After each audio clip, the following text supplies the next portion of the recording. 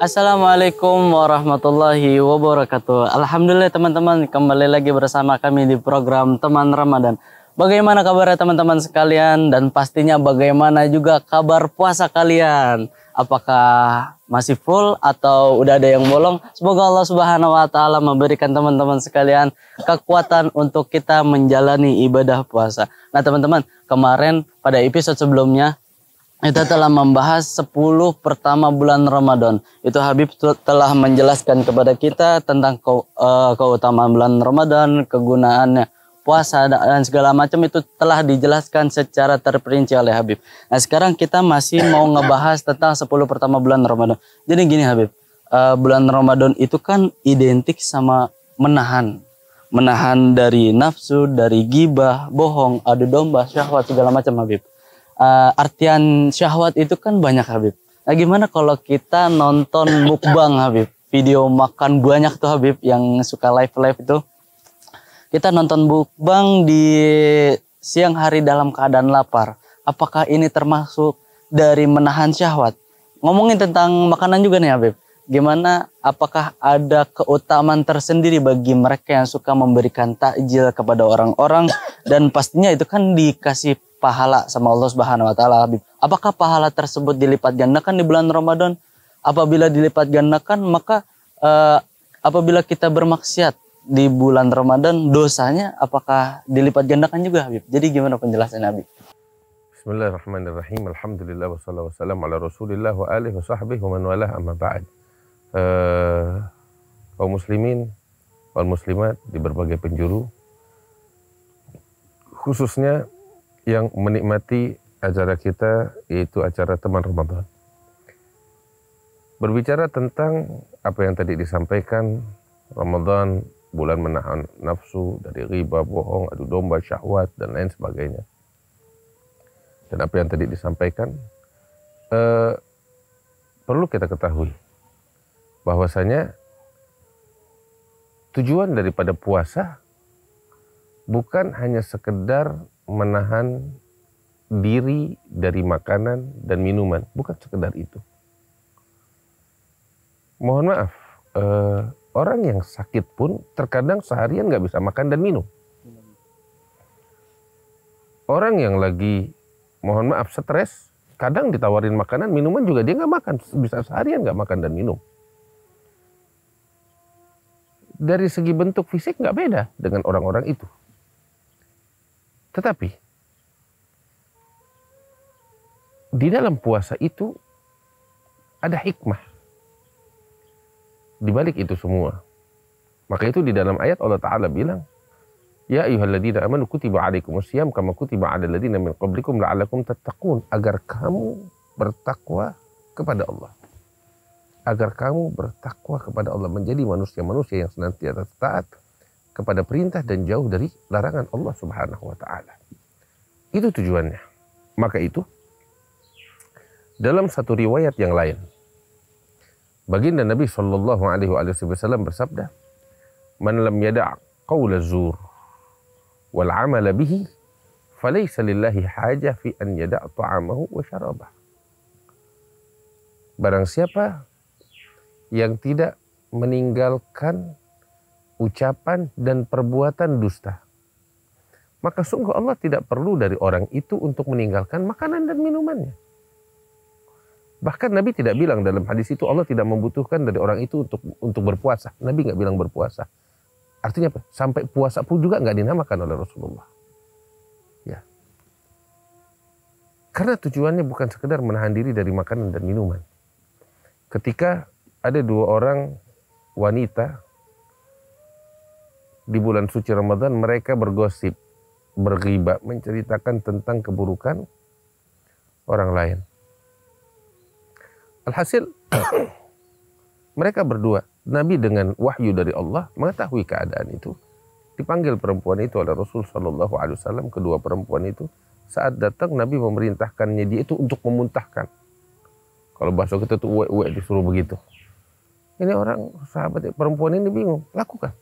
Akhirnya dia seperti itu sampai keluar dari dalam mulutnya itu darah dan segumpal daging. Mereka juga terperanjat, apa ini?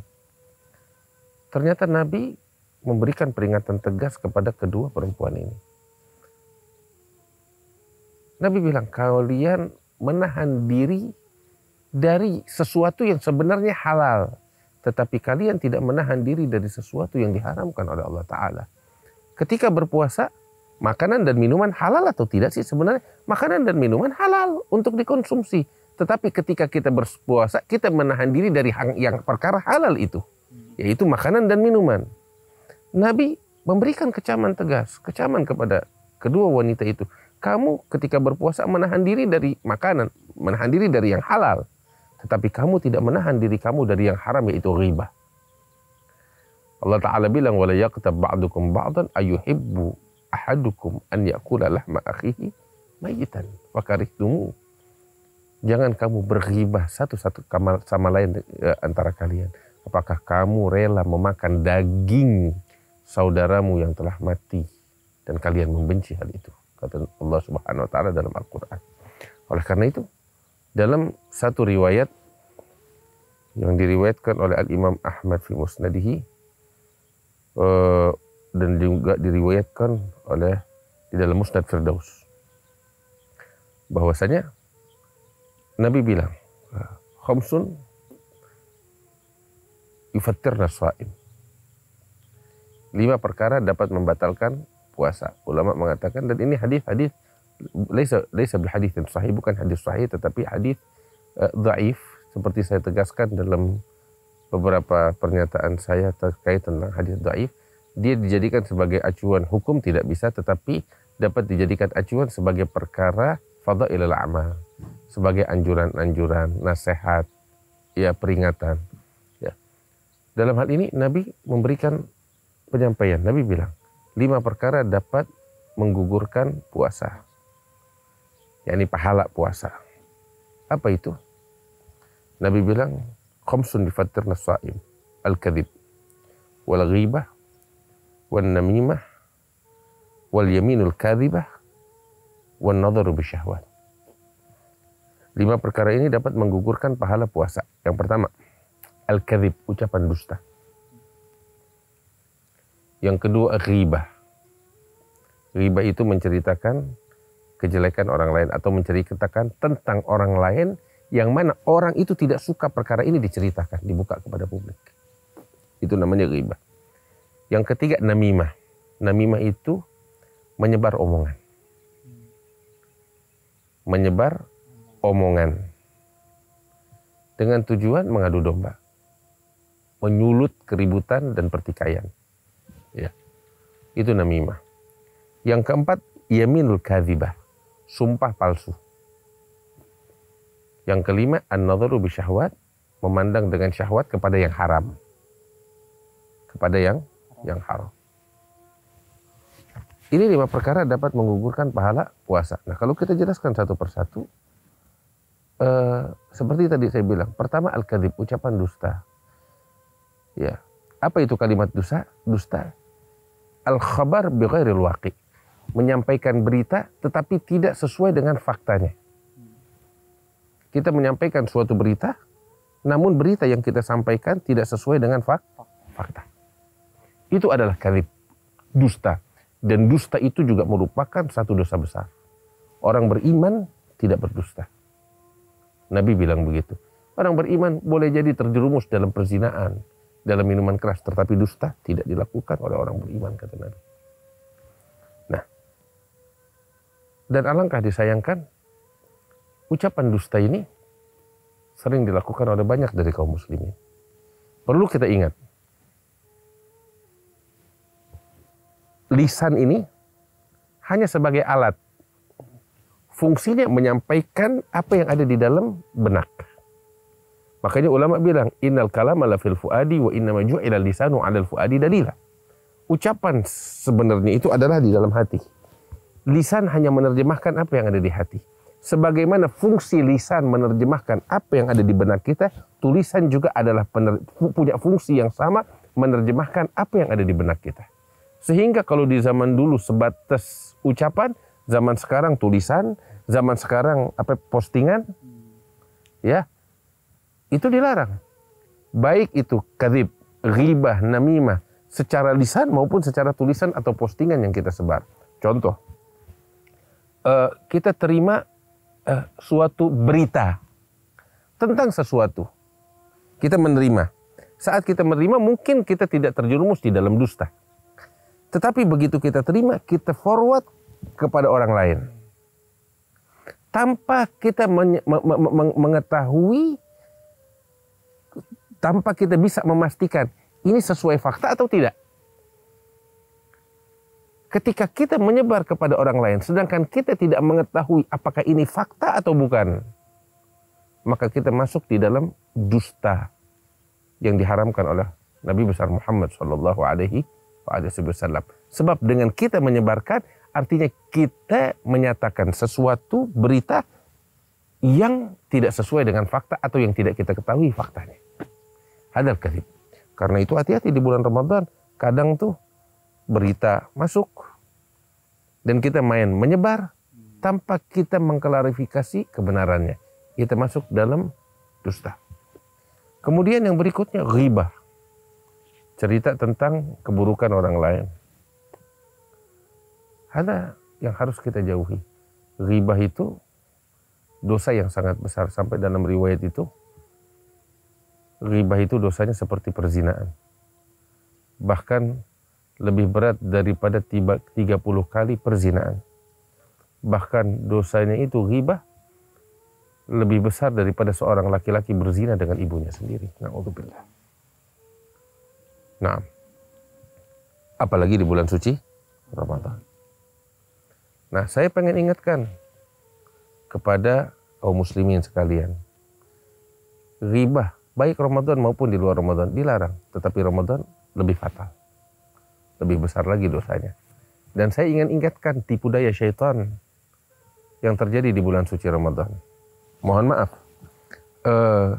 saya nggak tahu kalau zaman sekarang, tapi kalau zaman dulu tuh ketika televisi itu masih marak ditonton.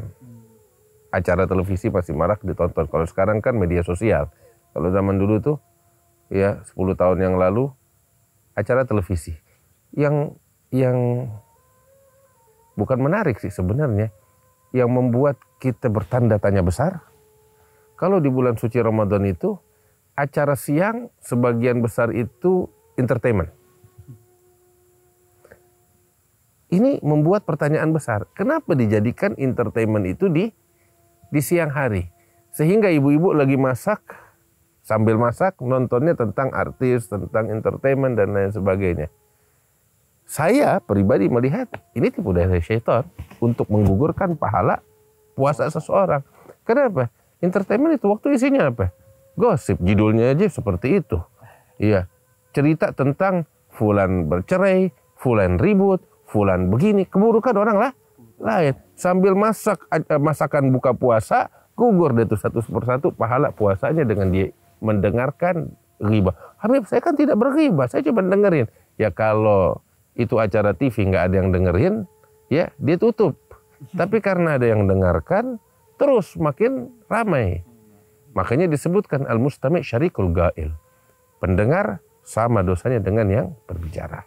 Nah ini yang perlu kita perhatikan. Demikian halnya dengan namimah. Namimah tuh mengadu domba, menyebar omongan ke sini ke situ demi untuk menyulut pertikaian. Ya itu semuanya dilarang. Nah, terus tadi dipertanyakan juga, kita kan Ramadan menahan diri dari syahwat. Kalau kita nonton apa sih namanya itu makanan ya? Gini. Nonton makanannya itu tuh nggak dilarang, ya nggak dilarang. Tetapi sayang kalau kita habiskan Ramadan waktu kita untuk nonton begituan. Gitu. Apakah termaksud dalam menahan syahwat? Menahan syahwat bukan cuma sekedar itu. Menahan syahwat dari kemaksiatan, menahan syahwat juga dari makanan, menahan syahwat juga dari ucapan-ucapan yang dilarang. Itu menahan syahwat. Ya, kalau cuma sekedar menahan syahwat dari makanan, nah itu mah hal yang biasa. Kita dengan puasa juga begitu. Ya, tetapi seperti saya katakan, jangan kita habiskan waktu kita itu cuma sekedar untuk nonton makanan. Kalau mau nonton, nonton acara teman Ramadan. Iya, lebih bermanfaat. Ya kan? Lebih bermanfaat. Nah ini juga bagian dari menahan syahwat. Gimana tuh? Syahwat pengen ngabisin waktu dalam nonton yang nggak ada guna. Tinggalkan syahwat itu, nonton yang berguna. Ini dia teman Ramadan sebagai contoh. Ya. Dan juga kita di Hauto kan ada program-program yang beragam. Tonton itu. Ya. Dengan catatan tontonan yang kita tonton tidak menghabiskan waktu kita untuk ibadah Al-Quran, sholat berjamaah, hal-hal yang lebih lebih penting lagi untuk kita lakukan. Itu yang harus kita sampaikan. Terus tadi bertanya juga, memberikan takjil gimana? Oh, kalau memberikan takjil pahala besar. Nabi bilang dalam khutbahnya, man fattara fihi sha'iman kana maghfiratan lidunubihi wa itqa raqabatihi minan nar wa kana lahu mithlu ajrihi min ghairi an yuntaqasa min ajrihi syai'un. Qalu laisa kulluna najidu ma yufattiru bi sha'im.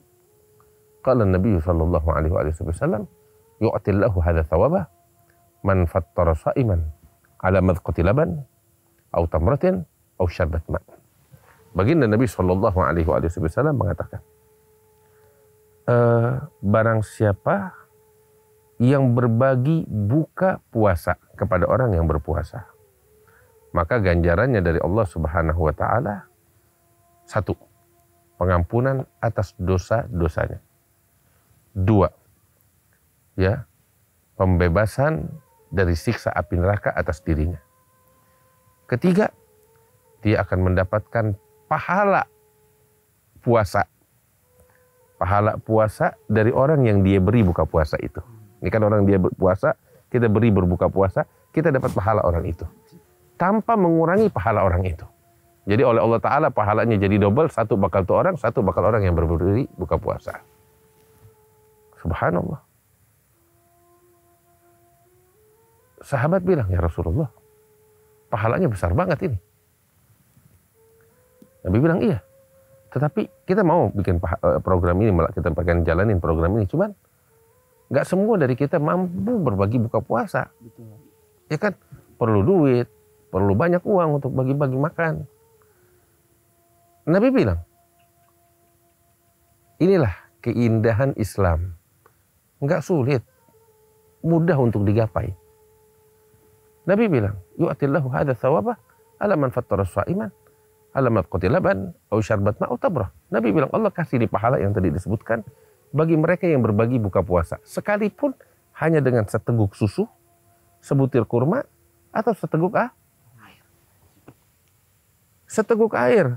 Zaman kita sekarang air mineral. Zaman dulu air apa aja kita ambil yang penting layak diminum, bagi orang buka puasa kita dapat tuh pahala. Zaman dulu orang minumnya susu. Seteguk susu, nggak harus segelas susu atau sebaskom susu, nggak, seteguk susu. Dia batalin puasanya dengan makanan yang kita bagi, itu kita dapat pahala itu. Ya, sebutir korma kita berikan. Maka itu, ini perkara sederhana sekali, tapi pahalanya besar. Kita pulang dari jalan, ada duit, sisa duit yang kita pegang, 2.000 rupiah. Atau bahkan 1.000 rupiah. Beli air mineral 1.000 rupiah katakan. Ya 500 atau 1.000 rupiah, saya nggak tahu harganya. Yang gelas. 2.000 beli 2. Ya. Sambil jalan tuh kita di kendaraan umum, di motor kita kena lampu merah, berhenti, kasih orang sebelah kita. Ini bakal kamu buka puasa. Subhanallah, kita dapat pahala puasa 1 orang. 2 gelas kita kasih orang yang berikutnya. Dapat pahala 2. Saya kasih tahu, kita ini kan ketika melakukan ibadah dan berpuasa, kita sadar betul diri kita banyak kurang, banyak cacat. Nggak ada kita bisa menjamin ibadah kita 100% sempurna, nggak bisa. Tapi ambil kabar, saya nggak bertumpu dengan ibadah saya. Tumpuan saya rahmat Allah Ta'ala. Dan saya lebih mengunggulkan ibadah orang daripada ibadah saya sendiri. Saya nggak bertumpu dengan puasa saya yang banyak kekurangan. Tapi dengan husnudzan saya, orang lain puasanya, ibadahnya lebih sempurna dari saya.